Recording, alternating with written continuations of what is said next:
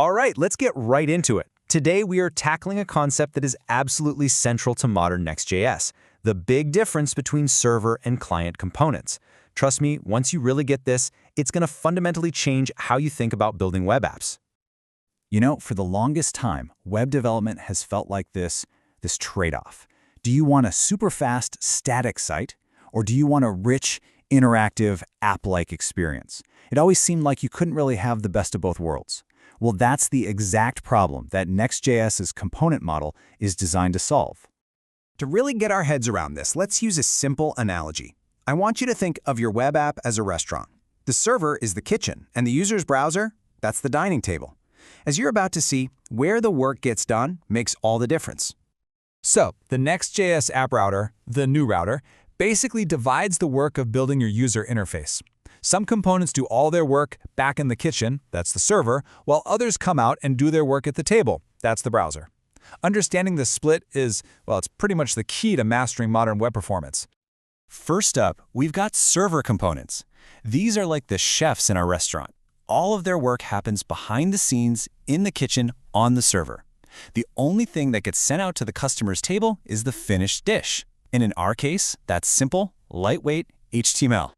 And then you've got client components. Think of these as the chef who does the final prep right at your table. The ingredients and the instructions, the JavaScript code, are sent to the browser, and all that interactive magic like clicking a button or typing in a form happens right there in front of the user. And here is the most important part. In the new world of Next.js, everything is a server component by default. This is a massive shift. They're the foundation of your app, and choosing them by default is what makes everything so fast right out of the box. Let's dig into why that's so incredibly powerful. Okay, so because server components run on the server, they can talk directly and securely to your database or your APIs. This makes fetching data unbelievably simple. But the real game changer, the thing that changes everything, is that their code is never sent to the user, and that has a huge impact on performance. This is the revolutionary idea right here. For years, frameworks have just been piling more and more JavaScript onto the browser. Next.js completely flips that on its head. Since the code for a server component is never downloaded by the user, it doesn't add a single byte to your app size. And what does that mean? Faster page loads and a much snappier user experience. Zero. That's it. A server component adds 0 kilobytes to the JavaScript your user has to download. For performance, that number changes everything. It means you can use heavy libraries for things like formatting dates or processing Markdown on the server, and your user's phone or laptop pays no performance penalty for it. It's just a pure performance win. But of course, a fast site is great, but apps need to be interactive, right? What about buttons, state changes, animations, all that good stuff? Well, that's where we intentionally opt in to using client components. They add that rich interactive layer right on top of our fast server-rendered foundation. So how do you make a component interactive? You just add this little directive, use client, to the very top of the file. That's it. Think of it like you're drawing a line in the sand. You're telling Next.js, hey, everything in this file and anything it imports now belongs to the browser. Go ahead and send the code over. So when do you draw that line? Well, you add that useClient boundary anytime you need browser-specific functionality. If your component needs an on-click handler, you need it. If it uses hooks like useState or useEffect, you absolutely need it. Or if it needs to access something like local storage, it has to be a client component. All right, let's put these two component types directly side by side. Seeing them head-to-head like this really clarifies their distinct and very complementary roles in a modern Next.js app. Okay, let's break this down. First up, runs on. Server components, on the server. Client components, in the browser. Simple enough. Next, data fetching. This is a big one. Server components can just grab data directly using async await. It's so clean.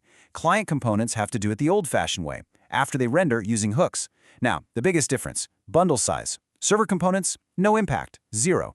Client components, on the other hand, add to that download size. And that all leads to the final row, use for. You use server components for fetching data and showing static UI, and you switch to client components for anything involving user interaction and state. So that's the theory. But how do you actually apply this when you're building? How do you decide which component should be which? Well, there's a very simple and really powerful mental model you can follow.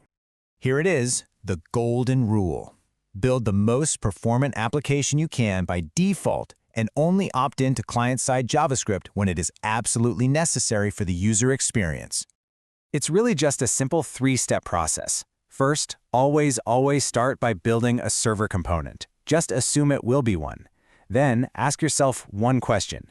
Does this specific component need state, event listeners, or browser APIs? If and only if the answer is yes, then you add useClient to the top of that file.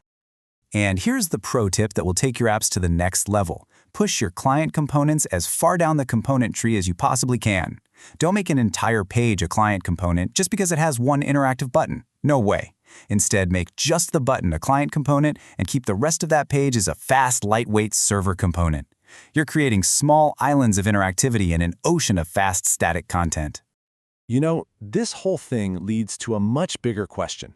This move to do more work on the server, it isn't just the Next.js feature, it's a trend we're seeing across the entire industry. It feels like we're returning to the server to get these incredible performance gains, but without giving up the rich interactivity we've all come to expect. This powerful hybrid approach, it isn't just some new feature, it might just be the future of the web.